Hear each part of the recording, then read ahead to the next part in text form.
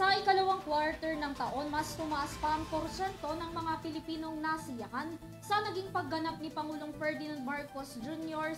sa kanyang pwesto. Narito si Mia Layagin para sa detalye ng balita. Tumaas sa 55% ang bilang ng mga Pilipinong satisfied o kontento sa naging performance ni Pangulong Ferdinand Bongbong Marcos Jr. bilang presidente batay sa tala sa ikalawang quarter ng taon.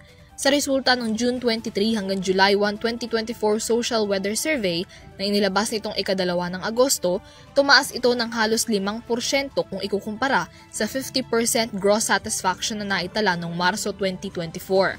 Kasunod nito, bumaba naman sa 28% mula sa 31% noong Marso ang bilang ng dissatisfied, habang lumiit din ang porsyento ng mga undecided sa 15% mula sa 19% noong Marso. Dahil dito, tumaas ang net satisfaction rating kay PBBM sa plus 27 o moderate rating sa second quarter ng 2024 mula sa plus 20 noong Marso. Pinakamataas ang net satisfaction rating ni Marcos mula sa Balance Luzon na may plus 38 o good rating, sumunod ang plus 30 rating mula sa Metro Manila, plus 26 o moderate rating sa Visayas, habang plus 5 o neutral naman pagdating sa Mindanao.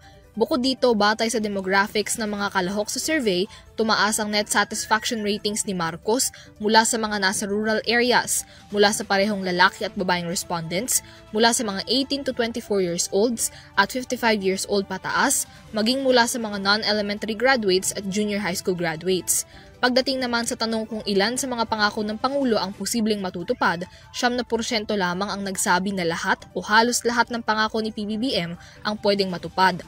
Sa kabila nito, tumaas naman sa 27% ang porsyento ng mga Pilipinong umaasa na lahat o karamihan ng pangako ng presidente ang matutupad kumpara sa 22% na tala rito noong Marso.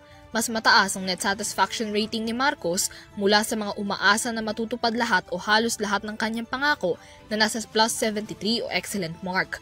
Samantala, 8% lang ang nagsabi na napakalaki ng pakinabang sa Pilipinas ng mga foreign visits ni Marcos, habang 22% lamang ang naniniwalang magiging matagumpay o successful si PBBM sa kanyang pagkapangulo. Para sa EuroTV News, Mia Layagin, sumasaludo sa bawat Pilipino.